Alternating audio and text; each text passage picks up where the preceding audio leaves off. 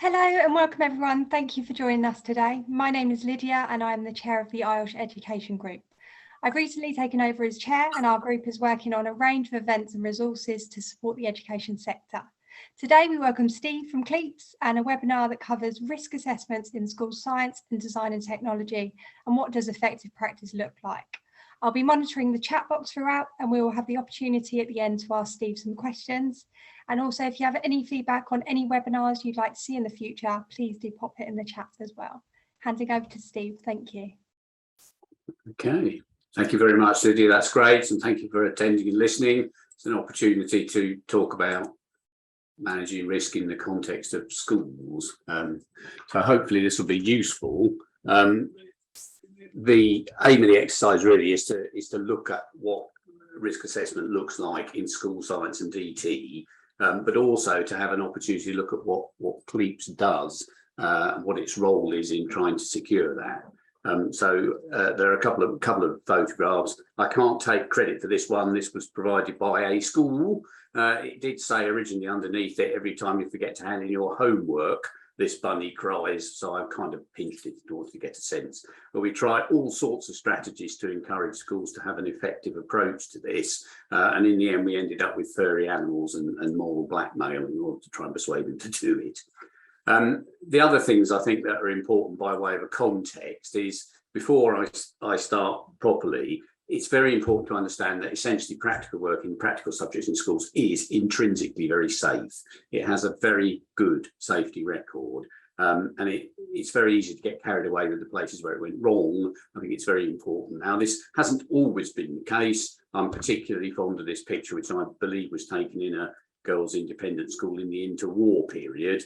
So here we have an activity where whatever went on by way of risk assessment has missed a couple of key points. This is definitely something where something is highly likely to go wrong, and when it does, it could be very, very serious. So clearly, it's not like that anymore. A few statistics. These are now quite old, but they do serve as a context for the rest of what I'm going to say. I think if you think about science and D&T, there is a perception that these are highly risky, high-risk environments. But if you actually look at the accident statistics for schools, that's not really how it pans out. And this won't be news to many of you listening. You know, the ambulance comes to a school usually in relation to something that's happened in PE or sport. Accidents are common in playgrounds. Accidents occur commonly in classrooms. Now, all of the classrooms and the playgrounds about supervision, classrooms, well, there are a lot more classrooms than there are labs. And you end up with a situation where the little tiny thin blue sliver, which is almost imperceptible, that is a record of serious incidents that occurred in science departments. Interestingly, at the time these statistics were compiled, more incidents occurred in toilets than occurred in science labs. So I think it's quite important to have that as a context before we start. If you looked at the types of incident, again, this hasn't changed drastically over the years. It's usually to do with children or staff getting chemicals in their eye or chemicals on their body. Chemicals in the eye is probably over-reported, which is one of the reasons why it's such a significant contributor. And that's probably because our guidance takes no chances with chemicals in the eye. If you've got a suspicion that that's the case, we encourage people to refer it to treatment, and then the incident becomes recorded. Slightly flippantly, I mean, why is school practical work safe? Well, I always encourage you to think about 3 questions you might ask a senior manager. So one of the key features in the UK is most definitely that there are technicians. And if you ask a senior manager in a school what the technicians do, you'll get a variety of answers. Quite a lot of heads, unfortunately, still think that the technician really washes up. But in actual fact, the correct answer is obviously B. And the presence of technicians and the expertise that they have is one of the key reasons why the subjects remain safe. At the moment, there is pressure on the number of technicians for various reasons, and we are quite concerned that that might have a negative impact on the safety of the subject as a whole. The second thing, obviously, is to do with risk assessment. If there is effective risk assessment, it will manage the risks that are there to a level which is acceptable. And obviously, the point of the exercise, the correct answer is B. Obviously, doing B may actually result in a filing cabinet with some forms in, but the point of the exercise is clearly not to fill up filing cabinets. And then slightly flippantly, I always put the third thing is, and I would say this because I work for the organisation, I'm its director, I do think access to advice from us, from CLEAPSS, makes a big difference and has done over the years. So slightly flippantly, that's why. If you start to think about risk assessment itself, I mean, one of the snags is that the process is deceptively simple. You can get 3, maybe sometimes 5 bullet points to describe it. But fundamentally, it's about identifying hazards, thinking about the risks that they pose, and then doing something appropriate, not excessive, but appropriate to reduce that risk. The snag, I think, is that doing that in a realistic and manageable way is more challenging than the 3 bullet points on the slide. And that's really what I want to take a little bit of time to look at today. I think the first question that comes up when we talk to teachers and technicians and senior staff in schools about risk assessment is this one. There is some ambiguity sometimes about who is actually supposed to be doing it. Interestingly, the regulations are quite clear about this, that really the ultimate responsibility, the onus in this process is on the employer. And that makes an awful lot of sense if you think about a high-risk factory environment. You wouldn't recruit a member of staff, put them in front of a big piece of machinery and say, look, before you start, just do the risk assessment, please. You know, in a industrial workplace, the risk assessment is obviously the responsibility of the employer, because the employer knows more about what the risks are and how to manage them. Interestingly, in schools, that would mean in a typical school, their teacher would become responsible for the risk assessment. And that creates an interesting dilemma, because most of the teachers and technicians we talk to realise that the head teacher doesn't actually know very much about the practicalities of what's going on. In most cases, not always. So as a result of that, teachers and technicians sometimes think it's their job alone to do the risk assessment, and that can lead to a variety of unfortunate behaviours that aren't terribly effective. So it's something to bear in mind. What does CLEAPSS do? Because I'll refer to us over and over again on the way through this, it's important to realise that CLEAPSS is a not-for-profit organisation, and its purpose is to produce safety guidance, including model risk assessments for science, design, technology and art, for any activities where there is a hazard. And it is funded by employers. So it doesn't get any funding from government, it's funded by all employers in education.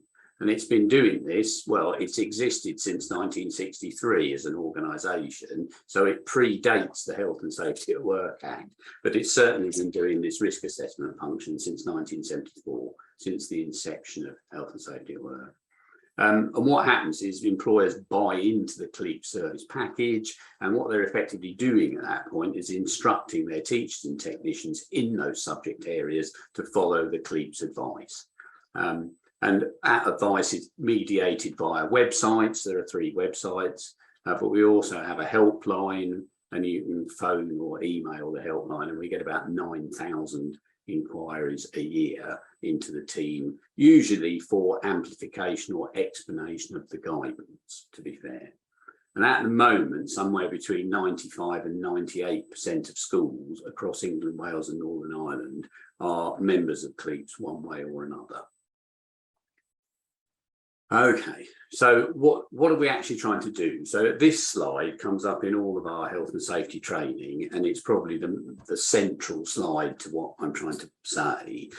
We need to imagine a process here that will manage the risks that exist in those subject areas. And what we're trying to do is we're trying to take the relevant information from the left-hand side of the screen, so the relevant hazard information, whatever relevant legislation, regulations exist, and we're trying to translate the bits of that matter all the way down to a teacher's plan for an individual lesson or a technician's work plan for a particular task. And that is not an inconsiderable task. And I always say to folks that if you said to teachers, right, every time you plan a lesson, what you've got to do is you've got to look back at the hazard information and the legislation, work out what bits are relevant, and then apply those to your practical for year 9 on a Friday afternoon, you would probably get one practical activity done a year, because that task is obviously huge. Now, here in England, Wales, Northern Ireland, and in Scotland, we have a sister organisation in Scotland.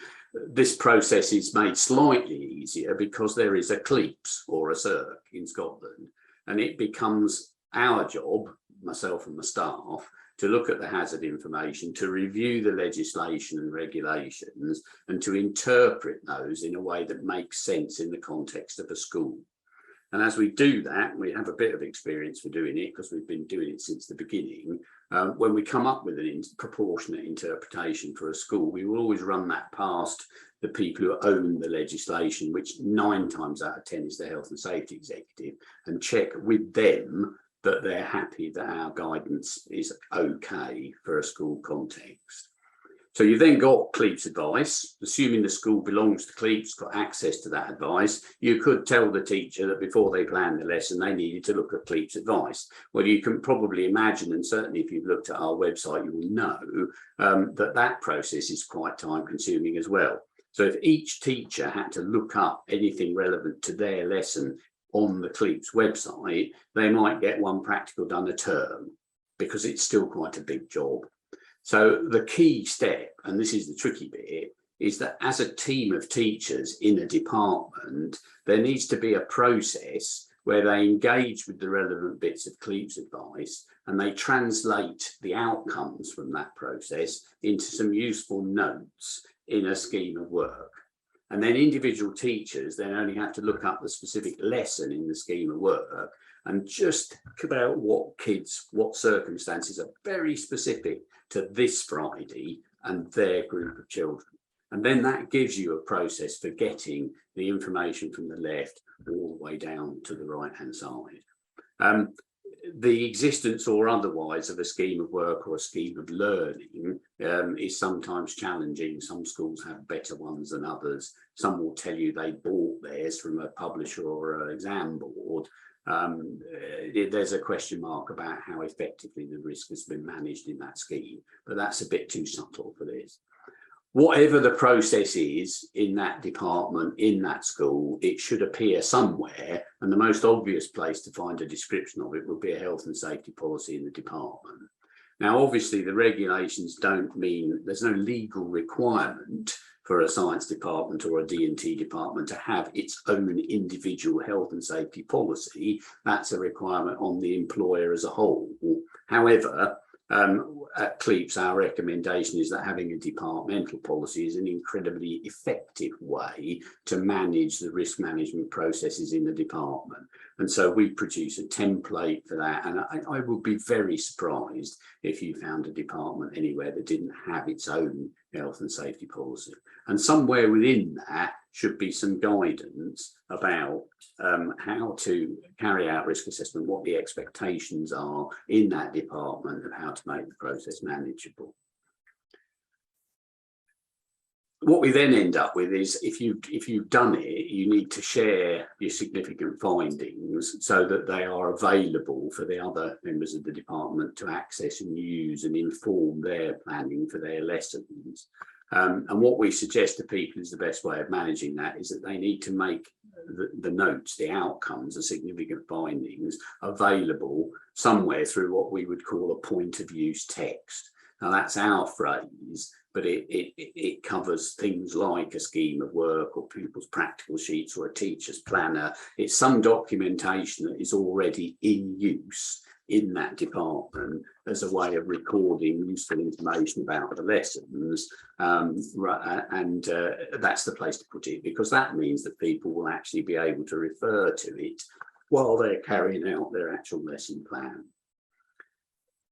I put this in because we use this. So if you went and you were involved in some kind of monitoring exercise, you'd be looking for some evidence that there was a live and effective risk assessment process in place.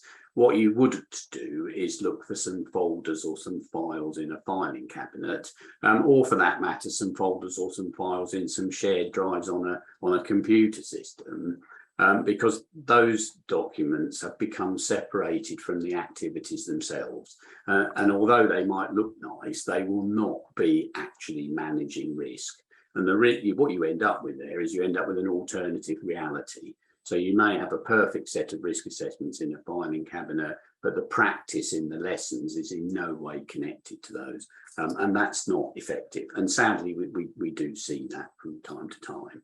So really, you need to be looking in those point of use texts and teachers' planners and schemes of work and the policy statement and lesson plans and in some cases a requisition slip, which is the way that the teacher orders the equipment for that lesson, is a vehicle for doing this. And at the end of this, we'll have a look at a couple of examples so you can see what that might actually look like in practice. So if you are going to ask some questions, and this is quite entertaining, the left-hand column here is the sort of questions that we commonly find being asked. So people will ask the question, show me your risk assessment. Where is the risk assessment for this copper sulfate activity? We don't think those questions are overly helpful, because what they do is they tend to drive you back in the direction of a piece of paper. And you go to the filing cabinet, you open the drawer, you take out the file, you show the piece of paper, and that answers the question, where is the risk assessment? But of course, actually that piece of paper or that file on a computer hasn't managed the risk at all. So what we did is suggesting more helpful questions are to focus the conversation on the process rather than the outcome from it. So asking about how risk is managed, how do technicians get access to the information, how do teachers get access to the information, put yourself in a scenario, I've just turned up in this science department, it's my first day, I'm thinking that I might plan some lessons for next week. What do I do? Where do I go? And exploring that there's a mechanism in place to do that is probably a good way to go. Some of the things at the bottom of that list are things that we frequently get complaints from schools about. So one school was told its risk assessments were in the wrong format, which was quite amusing because, of course, there is no right format. So it's impossible for them to be in the wrong format. We also get an awful lot of people with scoring systems. You score it again, you put some notional control measures in place on paper, and then you score it, and then magically it becomes safer. We just don't think this works. It's not an effective strategy. But reviewing your assessments every year, well, that turns into, have you looked at every HASCARD or every MRAT or every document that CLEAPSS has produced and checked? Well, you just can't do that. So again, you need a process that monitors the situation for updates. Those have been used by inspectors doing visits to schools to ask more productive questions. And I have a follow-up set of questions that I'll leave you with at the end as well.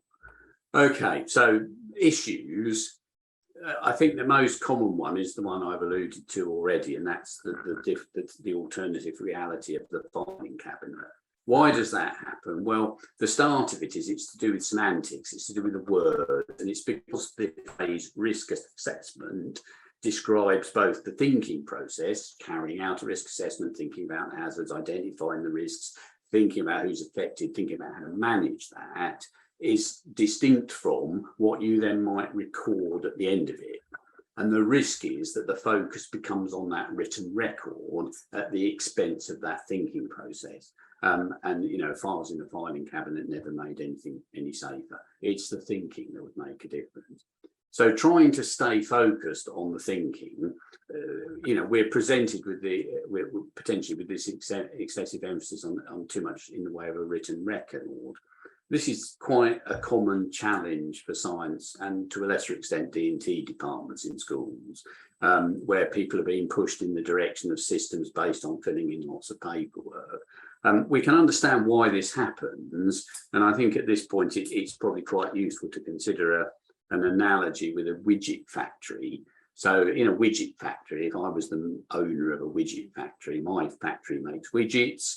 The process of making a widget's got 4 steps. Each involves a machine. I employ people, they work on one of those machines on one of those steps. And the way I manage the risk is that I've considered very carefully how to use that machine for step one safely. And I've recorded the outcome of that thinking process into probably quite a thick pamphlet. And it will say on the front of it, risk assessment for step one and making a widget. And if you come to work in my factory, what I will do is I will point you at this thick document, and I'll probably make you sign something to show you, to say that you've seen that I've shown it to you. And then I'll train you how to follow the instructions that are contained within it. But that document will become the risk assessment. Now, that is a valid process in the widget factory, because, of course, what I neglected to mention is that my factory makes 100,000 widgets a day, and every time it makes one, the process that it goes through is exactly the same. So the investment in that highly detailed, very specific risk assessment process is definitely valid and probably worthwhile, and not an ineffective strategy. So what you've got in that is a limited range of tasks being repeated many times. The snag is that if you go and look at a school context, particularly by the time you get down to lessons with children in labs and workshops and classrooms, what you've actually got is a very wide range of tasks being carried out, possibly in some cases only once, because that group under those circumstances doing that specific activity probably only happens once. It's a much more dynamic environment. It's much more like turning up to fire than it is as a fire and rescue service person, than it is carrying out widget production. And the snag with schools is this, that schools contain all of those. So if you look at schools as a whole, not just the science, the DT and the art and so on, they've got everything in the school, from cleaning the hall floor, which is a bit like the widget factory. Every time you clean the hall floor, it's the same process with the same chemicals carried out in the same way. You have a nice, highly documented work, piece of paper that deals with that, all the way through a range of slightly more varied tasks. Changing the toner cartridge in the photocopier is a bit like cleaning the hall floor, but by the time the technician's cutting up resources for a lesson, there's a bit more variability. And by the time you've got to me teaching my year 9 or year 8 class copper sulfate crystals, it's unrepeatable. And that's the problem. You can't use the same strategy across the board. And we do occasionally get sometimes quite sort of desperate pleas on the helpline from people who ring from schools who've got overall responsibility for health and safety, and what they want is one risk assessment process that they can apply across the spectrum, all the way from cleaning the hall floor all the way up to making copper sulfate crystals with year 8. And that is a very short conversation. We just say you can't have that, it won't work. One or other of these strategies will not work at the other end. So we're quite hard-nosed about that and whether that is acceptable. If you wanted to then start to look at, what is this really going to look like then? So you're not going to go to the filing cabinet. You're actually going to try and see what this risk assessment process will look like in practice. One of our constant challenges is people say, well, show us one, give us one. And if we do that, people end up saying, oh, it's got to look like this. So it's with some trepidation that I put a couple of examples up, because in an audience of teachers, you end up with everybody going away saying that CLEAPSS says you've got to organise it like this, which is not the case. We definitely are not saying that. This is a pretty common landscape format for a scheme of learning. This is a topic, metals and their friends. There are some lessons being described on this sheet of paper. So this is one lesson with what the outcomes are supposed to be for the students. And down the bottom there, you've got a safety box. And in it, the outcome of the risk assessment process is recorded. In this particular case, it's important to wear eye protection. And there's a reminder that one of the reagents in play is sodium hydroxide, and it's an irritant.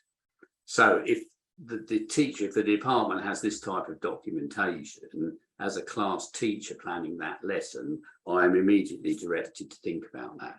If I don't know what sodium hydroxide is, I probably shouldn't be teaching the lesson, but if I don't, then clearly this isn't going to help. And it probably means I'd need to go back up the chain to the documentation, probably from CLEAPSS, probably a HAS card, in order to identify why there is an issue with sodium hydroxide.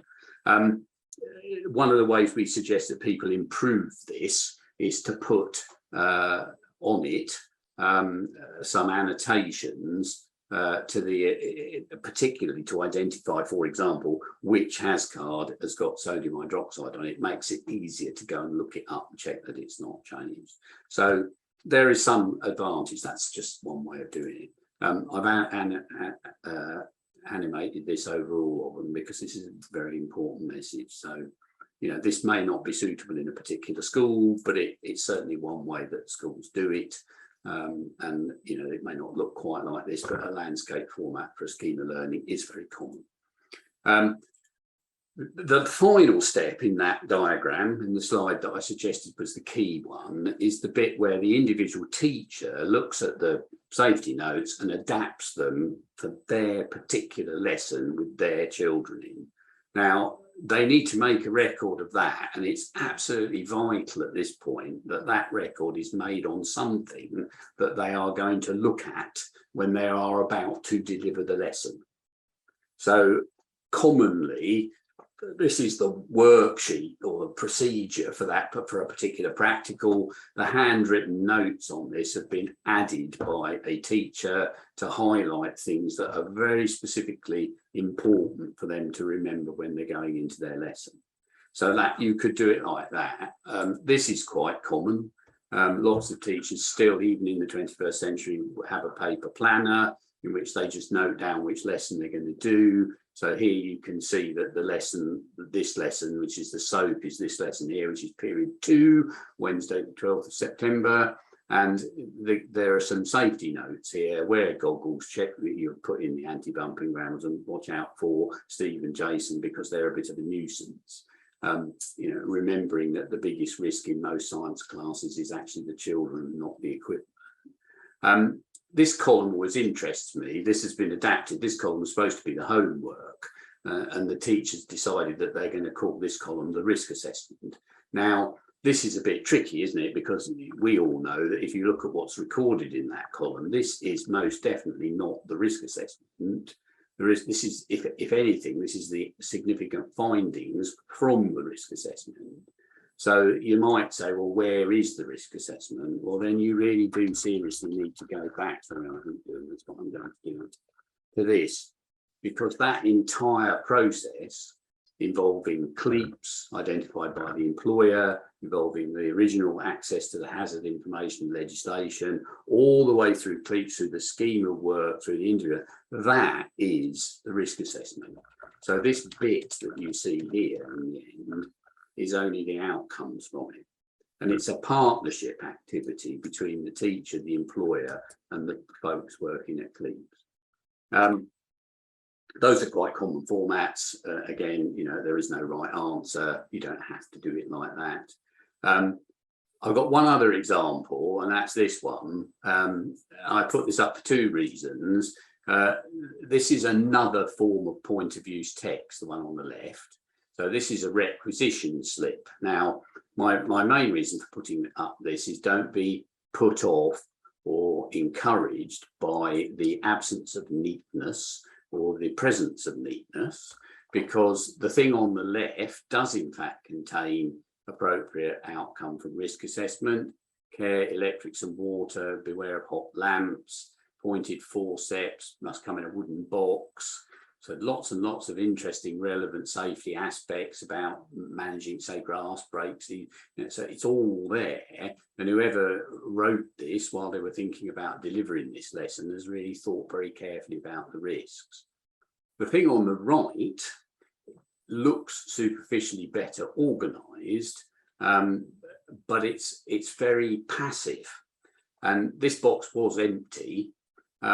What this actually highlights in reality, and we use it differently usually in our training, is that you need to know what you're doing, because although this may look like a risk assessment, what the person is about to do here is add sodium hypochlorite, which is bleach, although I suspect they don't realise that, to sulfuric acid. and I don't know how many chemists there are in the audience, but the result of that will be chlorine gas. Now, the teacher in this context is completely unaware that that's going to happen. So they've carried out the activity, they filled in a risk assessment form, but in fact, they haven't managed the risk at all. So appearances can definitely be deceptive. Remember, there are lots of different ways of doing it. These are not the only ones. If you'd asked those helpful earlier questions, if you were in a school, we are aware that schools are very good at bamboozling people. So, you know, people in the science department will have a variety of answers that, as far as they're concerned, are the explanation of what they do. So one of the most common one is that if you say, what do you do about risk assessment? Somebody will say, well, we follow CLEAPSS. And that's the answer. End of story. In fact, it's so common that we actually made bumper stickers that we used to give out in training where you could stick it on your car saying we're following CLEAPSS. Clearly, we follow CLEAPSS is not an answer to the question, how do you do your risk assessment? So you have to dig underneath that and you have to say, well, go on now, how do you use CLEAPSS? How do you access it? Who accesses it? Where's the scheme work? And so on. So a variety of other common things, you know, we put HAS cards, which are one of our publications, we put them in the tray when the equipment goes into the lesson. That's not necessarily a bad idea, but surely that's not the first time that the teachers thought about the chemicals that are in use in that lesson, because if so, that's doorknob planning and that won't result in a safe lesson. In design and technology, it's very common to stick the CLEAPSS model risk assessment, the MRAT, on the wall next to the machine or on the machine. Well, that's a good start, but you know, have you thought about your particular machine? Is this MRAT applicable? Have you customized it? Is there a way of connecting what CLEAPSS has suggested to the machine? Because if not, well, then you haven't engaged in the risk assessment process. You've just stuck a piece of paper on a wall.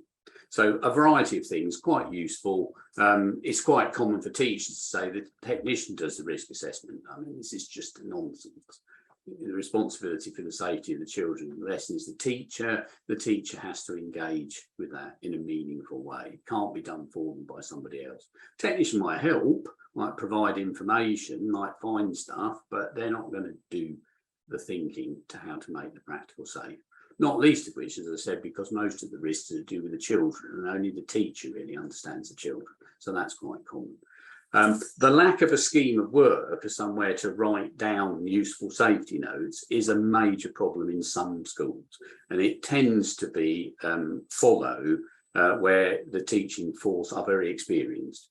So if you've got teachers who've been teaching for a long time, the management of the risk becomes sort of intrinsic in their behaviours. There are two snags with that. One is that requirements change, they get out of date, they don't keep up, they're not aware of new changes to regulations, so they unwittingly do something which is no longer sensible. The worst scenario, though, is that that department of experienced staff is joined by a new teacher, a new inexperienced teacher, an early career teacher, who then has no structure to help them manage risk. And that can be a very, very dangerous situation for that inexperienced teacher to be in. So there we go. So those are just some suggestions about how to follow it up if you wanted to push the question a bit harder. Okay. All right. Lydia, I'm on time, I think. That was what I wanted to say. We've required some questions. I'm quite happy to take them. If I stop sharing the PowerPoint, I think my cheery face will appear. There I am. Thank you, Steve. So our first question is from Scott, who says, I'm coming across quite a few schools now where a technician isn't employed, often due to a budget cost, or the role is vacant for various reasons. What can schools do in this case? Panic. I mean, I am deadly serious. Although it is not technically, pardon the pun, the technician's job to manage the risk, they're not in that role. The reality is that the presence of that technical support is one of the fundamental reasons why it's safe. So, I mean, at the end of the day, they need to find a technician. If you are teaching in a school where there's no technician, you will have to do much, much more planning, and it will seriously reduce the amount of practical work that you can do safely. And the impact of no technician is very, well, you'll know this if you've seen it, it's very insidious, because for a period of time, things will carry on as normal because teachers will go and help themselves to what they had the last time they did it. The bit that never gets dealt with is what they do with it when they finished with it. So within the space of half a term or a term, unless it's very carefully managed, the whole prep room space will turn into a death trap. Nothing will be cleared away properly, nothing will be filed properly, nothing will go back in the chemical store properly, nobody will be monitoring the state of the chemicals. You cannot take a system that's designed to operate with technicians and then operate it without them. So urge the senior staff to appoint a technician, and if they can't find one, if they're not managing to appoint one, they need to look very carefully about what they're offering to pay, because there are 4 House of Lords Select Committee reports into practical work in science, and they all say that technicians' remuneration is borderline scandalous. You're expecting someone to be highly technical, highly skilled, and you're paying them very, very limited sums of money. And we have noticed, it's interesting to raise that, we have noticed this is now more of a problem than it was pre-pandemic. We're not entirely sure why the pandemic has made it more difficult to recruit technicians. I don't think it's obvious why that is, but it would appear to be the case. Thank you, Steve. And then the next one's more of a comment. So Michelle said, I found a school where pupils were working with a very dilute acid while taking precautions, fume cupboard, lab coats, eye protection. I asked where did they get the dilution, and the response was the technician prepares it, i.e. dilutes the concentrated acid with no risk assessment or no PPE. Common. So there's 2 types of risk assessment and you clearly identified that there's all the stuff that's focused on the teacher and the children, the lessons, but for the technician activities, we have a whole suite of materials designed specifically for technicians to think about the things that they do rather than the things that the children are then going to do with it. And one of the training courses that we run for technicians, that's entirely what it's focused on. Never mind what the teacher's going to do with this in the lesson. You've got to prep that dilute acid. What's your risk assessment? Where's your PPE? Where are you doing it? How have you managed the risks you as an employee, never mind the children? And that's true in D&T as well, that sometimes the DT technicians don't think enough about their own safety. There's a lot of focus on the safety of the children and less so on the employees. So it's all there, the guidance, the realization that you need to be doing it. I mean, we have a checklist, which is a sort of one of these things where you answer a question, and as soon as you get to the question where the answer is no, you're supposed to stop. Have I looked up the relevant recipe sheet for making dilute hydrochloric acid? No. Well, stop. Don't go any further. Stop until you've gone away and checked and worked out what you're doing. So sadly, not uncommon, and it's awareness rather than a lack of resource.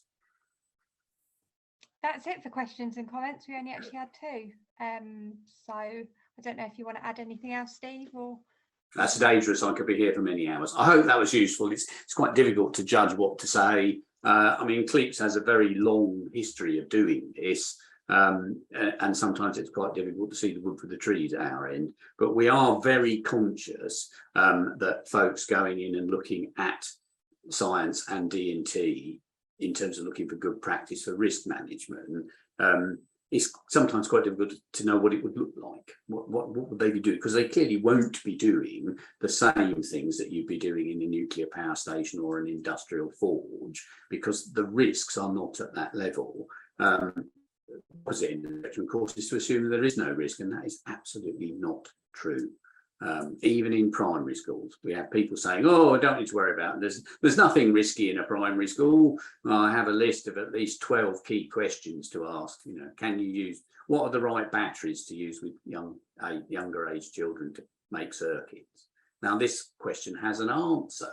It's not well, pick the cheapest ones you can find. You need to hunt down zinc carbon batteries where if you short circuit them, they don't make the wires hot and burn the children. So, there are less risks in primary, but there are not none, which is what some people think. Thank you very much. Brilliant. Thank you so much, Steve, and thank you everyone for joining. Thank you.